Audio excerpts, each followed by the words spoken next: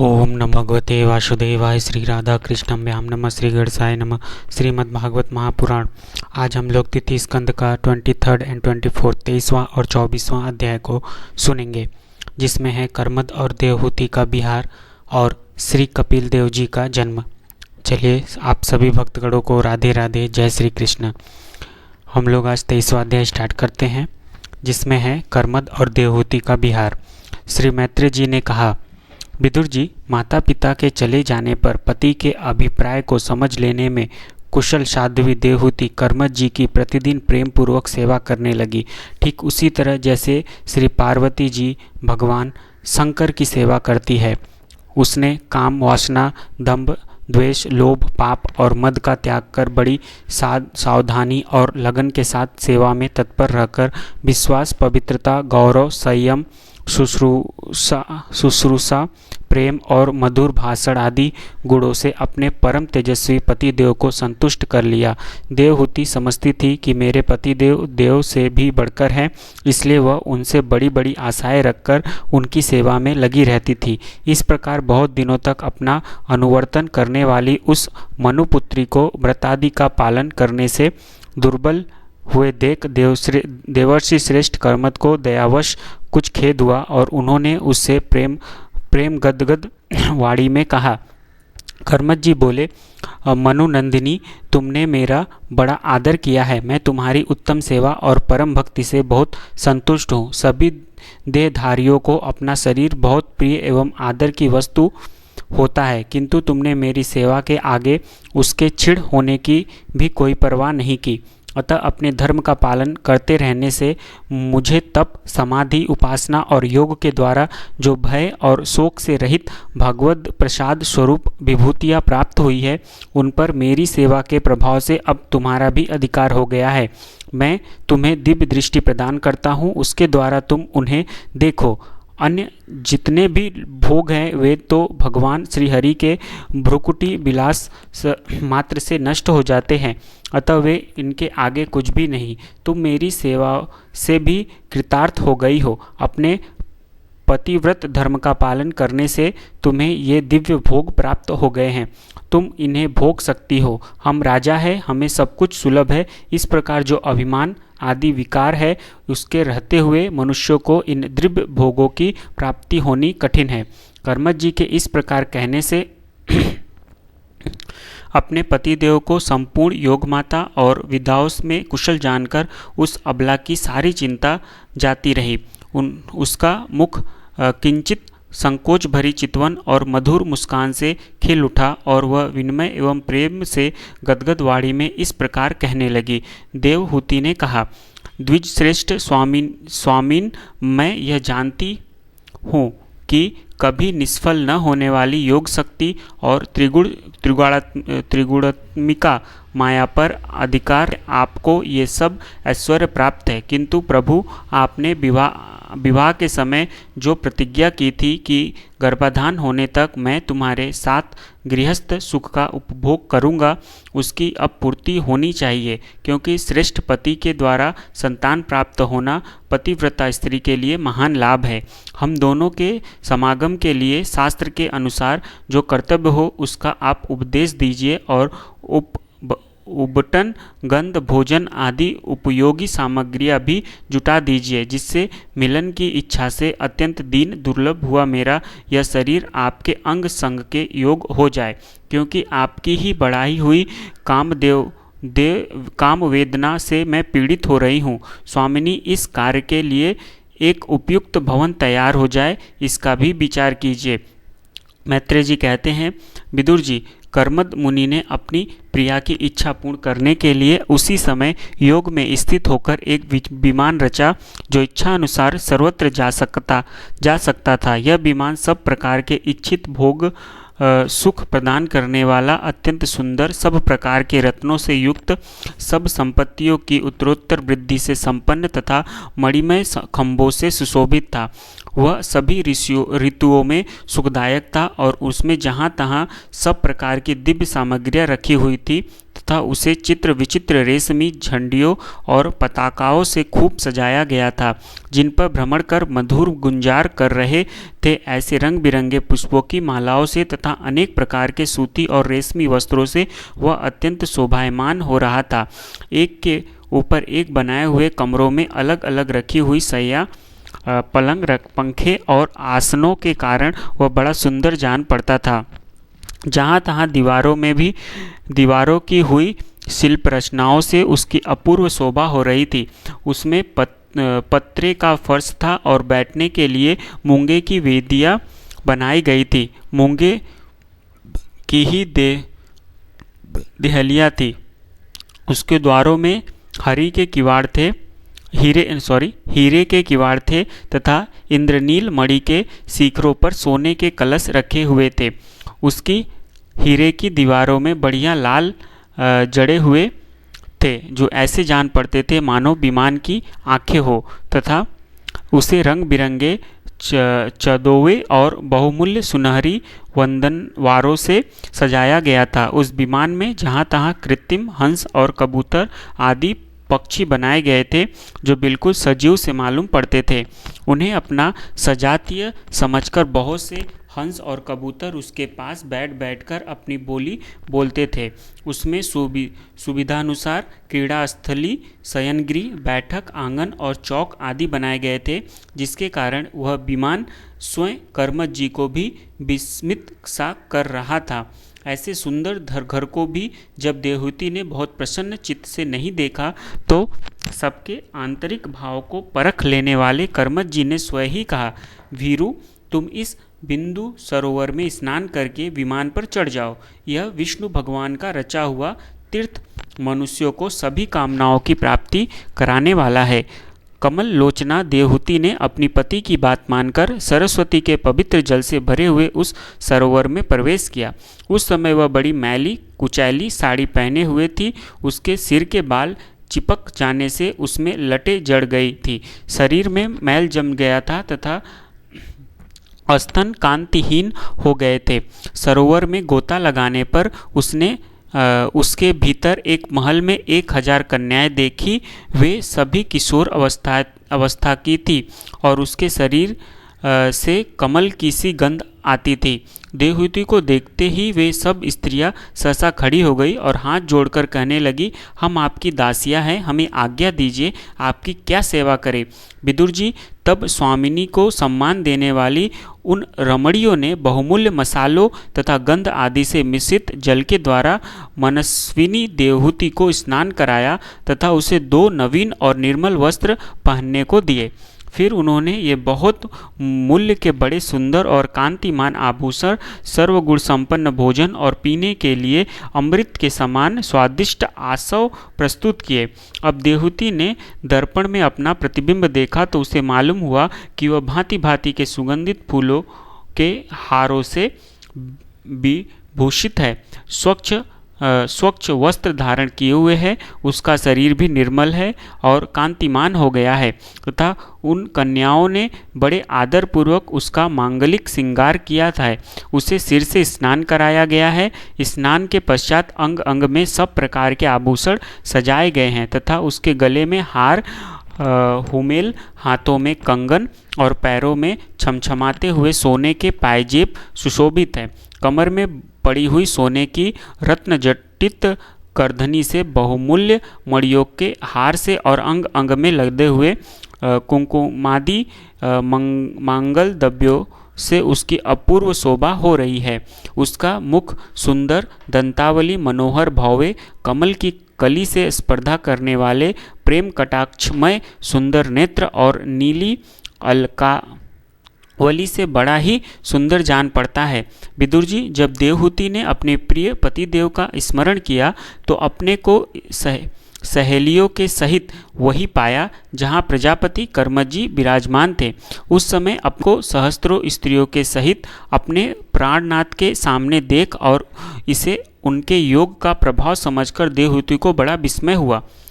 शत्रु विजय विदुर जब कर्मज जी ने देखा कि देवहूति का शरीर स्नान करने से अत्यंत निर्मल हो गया है और विवाह काल से पूर्व उसका जैसा रूप था उसी रूप को पाकर वह अपूर्व शोभा से संपन्न हो गई है, उसका सुंदर वक्षस्थल चोली से ढका हुआ है, हजारों विद्याधरियाँ उसकी सेवा में लगी हुई है तथा उसके शरीर पर बढ़िया बढ़िया वस्त्र शोभा पा रहे हैं, तब उन्होंने बड़े प्रेम से उसे विमान पर चढ़ाया। उस समय अपने प्रिया के प्रति अनुरक्त होने पर भी कर्मज जी की महिमा मन और इंद्रियों पर प्रभुता कम नहीं हुई। विद्याधरिया उनके शरीर की सेवा कर रही थी। खिले हुए कुमुद के फूलों से श्रृंगार करके अत्यंत सुंदर बने हुए वे विमान पर इस प्रकार शोभा पा रहे थे मानो आकाश में तारागढ़ से गिरे हुए चंद्रदेव विराजमान हो। उस विमान पर निवास कर उन्होंने दीर्घ काल तक कुबेर जी के समान मेरु पर्वत की घाटियों में विहार किया। ये घाटियाँ 8 लोकपालों की विहार भूति है। इनमें कामदेव को बढ़ाने वाली शीतल मंद सुगंध वायु चलकर इसकी कमनीय शोभा का विस्तार करती है तथा श्री गंगा जी के स्वर्गलोक से गिरने की मंगलमय ध्वनि निरंतर गूंजती रहती है। उस समय भी दिव्य विद्याधरियों का समुदाय उनकी सेवा में उपस्थित था और सिद्धगढ़ वंदना किया करते थे। इसी प्रकार प्राण प्रिय देहूति के साथ उन्होंने वैश्रम्भक, सुरसन, नंदन, पुष्पभद्र और चैरथ आदि अनेकों देवों, धानों तथा मानस सरोवर में अनुराग पूर्वक विहार किया। उस कांतिमान और इच्छानुसार चलने वाले श्रेष्ठ विमान पर बैठकर वायु के समान सभी लोकों में विचरते हुए कर्मज जी विमान बिहारी देवताओं से भी आगे बढ़ गए। विदुर जी, जिन्होंने भगवान के भयहारी पवित्र पाद पदों का आश्रय लिया है, उन धीर पुरुषों के लिए कौन सी वस्तु या शक्ति दुर्लभ है। इस प्रकार महायोगी कर्मज जी यह सारा भूमंडल जो द्वीप वर्ष आदि की विचित्र रचना के कारण बड़ा आश्चर्यमय प्रतीत होता है, अपनी प्रिया को दिखाकर अपने आश्रम को लौट आए। फिर उन्होंने अपने को 9 रूपों में विभक्त कर रति सुख के लिए अत्यंत उत्सुक मनु कुमारी देवहूति को आनंदित करते हुए उसके साथ बहुत वर्षों तक विहार किया, किंतु उनका इतना लंबा समय एक मुहूर्त के समान बीत गया। उस विमान में रति सुख को बढ़ाने वाली बड़ी सुंदर सैया का आश्रय ले अपने परम रूपवान प्रियतम के साथ रहती हुई देवहूति को इतना काल कुछ भी न जान पड़ा। इस प्रकार उस कामासक्त दंपत्ति को अपने योग बल से सैकड़ों वर्षों तक विहार करते हुए भी वह काल बहुत थोड़े समय के समान निकल गया। आत्मज्ञानी कर्मज जी सब प्रकार के संकल्पों को जानते थे, अतः देवहूति को संतान प्राप्ति के लिए उत्सुक देख तथा भगवान के आदेश को स्मरण कर उन्होंने अपने स्वरूप के 9 विभाग किए तथा कन्याओं की उत्पत्ति के लिए एकाग्र चित्त से अर्धांग रूप में अपनी पत्नी की भावना करते हुए उसके गर्भ में वीर्य स्थापित किया। इससे देवहूति के एक ही साथ 9 कन्याएं पैदा हुई। वे सभी सर्वांग सुंदरी थी और उसके शरीर से लाल कमल की सी सुगंध निकलती थी। इसी प्रकार शुद्ध स्वभाव वाली सती देवहूति ने देखा कि पूर्व प्रतिज्ञा के अनुसार उसके पतिदेव संन्याश्रम ग्रहण करके वन को जाना चाहते हैं, तो उसने अपने आंसुओं को रोककर ऊपर से मुस्कुराते हुए व्याकुल एवं संतप्त हृदय से धीरे धीरे अति मधुर वाणी में कहा। उस समय वह सिर नीचा किए हुए अपने नख मणि मंडित चरण कमल से पृथ्वी को खुरेद रही थी। देवहूति ने कहा, भगवान, आपने जो कुछ प्रतिज्ञा की थी वह सब तो संपूर्ण निभा दी, तो भी मैं अपनी आपकी शरणागत हूँ, अतः आप मुझे अभयदान और दीजिए। ब्राह्मण इन कन्याओं के लिए योग्य वर खोजने पड़ेंगे और आपके वन को चले जाने के बाद मेरे जन्म मरण रूप शोक को दूर करने के लिए भी कोई होना चाहिए। प्रभु, अब तक परमात्मा से विमुख रहकर मेरा जो समय इंद्रिय सुख भोगने में बीता है वह तो निरर्थक ही गया। आपके परम प्रभाव को न जानने के कारण ही मैंने इंद्रियों के विषयों में आसक्त रहकर आपसे अनुराग किया, तथापि यह भी मेरे संसार भय को दूर करने वाला ही होना चाहिए।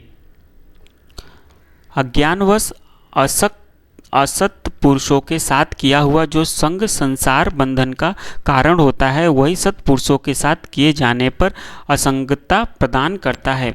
संसार में जिस पुरुष के कर्मों से न तो धर्म का संपादन होता है, न वैराग्य उत्पन्न होता है और न भगवान की सेवा ही संपन्न होती है, वह पुरुष जीते ही मुर्दे के समान है। अवश्य ही मैं भगवान की माया से बहुत ठगी गई, जो आप जैसे मुक्तिदाता पतिदेव को पाकर भी मैंने संसार बंधन से छूटने की इच्छा नहीं की।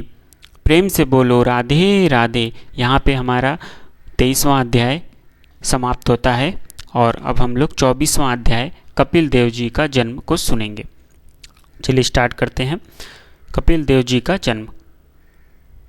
श्री मैत्रेय जी कहते हैं, उत्तम गुणों से सुशोभित मनु कुमारी देवहूति जब ऐसी वैराग्य युक्त बातें कही, तब कृपालु कर्मद मुनि को भगवान विष्णु के कथन का स्मरण हो आया और उन्होंने उनसे कहा। कर्मद जी बोले, दोष रहित राजकुमारी, तुम अपने विषय में इस प्रकार खेद न करो। तुम्हारे गर्भ में अविनाशी भगवान विष्णु शीघ्र ही पधारेंगे। प्रिय, तुमने अनेक प्रकार के व्रतों का पालन किया है, अतः तुम्हारा कल्याण होगा। अब तुम संयम, नियम, तप, दानादि करती हुई श्रद्धापूर्वक भगवान का भजन करो। इस प्रकार आराधना करने पर श्रीहरि तुम्हारे गर्भ से अवतीर्ण होकर मेरा यश बढ़ाएंगे और ब्रह्म ज्ञान का उपदेश करके तुम्हारे हृदय की अहंकारमय ग्रंथि का छेदन करेंगे।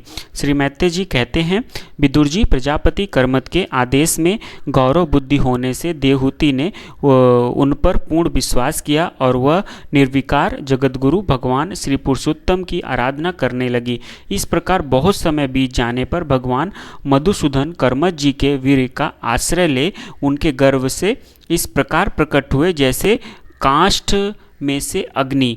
उस समय आकाश में मेघ जल बरसाते हुए गरज गरज कर बाजे बजाने लगे, गंधर्वगण गान करने लगे और अप्सराएं आनंदित होकर नाचने लगी। आकाश से देवताओं के बरसाए हुए दिव्य पुष्पों की वर्षा होने लगी। सब दिशाओं में आनंद छा गया। जलाशयों का जल निर्मल हो गया और सभी जीवों के मन प्रसन्न हो गए। इसी समय सरस्वती नदी से घिरे हुए कर्मद जी के उस आश्रम में मरीचि आदि मुनियों के सहित श्री ब्रह्मा जी आए। शत्रुदमन विदुर जी, स्वतः सिद्ध ज्ञान से संपन्न अजन्मा ब्रह्मा जी को यह मालूम हो गया था कि साक्षात परब्रह्म भगवान विष्णु सांख्य शास्त्र का उपदेश करने के लिए अपने विशुद्ध सत्वमय अंश से अवतीर्ण हुए हैं। अतः भगवान जिस कार्य को करना चाहते थे उसका उन्होंने विशुद्ध चित्त से अनुमोदन एवं आदर किया और अपनी संपूर्ण इंद्रियों से प्रसन्नता प्रकट करते हुए कर्मद जी से इस प्रकार कहा। श्री ब्रह्मा जी ने कहा, प्रिय कर्मद, तुम दूसरों को मान देने वाले हो। तुमने मेरा सम्मान करते हुए जो मेरी आज्ञा का पालन किया है, इससे तुम्हारे द्वारा निष्कपट भाव से मेरी पूजा संपन्न हुई है। पुत्रों को अपने पिता की सबसे बड़ी सेवा यही करनी चाहिए कि जो आज्ञा ऐसा कहकर आदरपूर्वक उनके आदेश को स्वीकार करे। बेटा, तुम सभ्य हो। तुम्हारी ये सुंदरी कन्याएं अपने वंशों द्वारा इस सृष्टि को अनेक प्रकार से बढ़ावेंगी। अब तुम इस मरीचि आदि मुनीश्वरों को उनके स्वभाव और रुचि के अनुसार अपनी कन्याएं समर्पित करो और संसार में अपना सुयश फैलाओ। मुने, मैं जानता हूँ जो संपूर्ण प्राणियों की निधि है, उनके अविष्ट मनोरथ पूर्ण करने वाले हैं। वे आदि पुरुष श्री नारायण ही अपनी योग माया से कपिल के रूप में अवतीर्ण हुए हैं।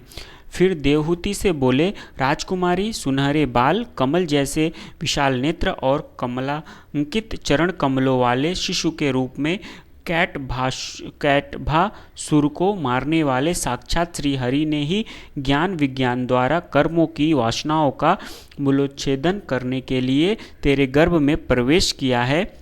ये अविज्ञाजनित मोह की ग्रंथियों को काटकर पृथ्वी में स्वच्छंद विचरेंगे। ये सिद्ध गणों के स्वामी और सांख्याचार्यों के भी माननीय होंगे। लोक में तेरी कीर्ति का विस्तार करेंगे और कपिल नाम से विख्यात होंगे। श्री मैत्रेय जी कहते हैं, विदुर जी, जगत की सृष्टि करने वाले ब्रह्मा जी उन दोनों को इस प्रकार आश्वासन देकर नारद जी और सनकादि को साथ ले हंस पर चढ़कर ब्रह्मलोक को चले गए।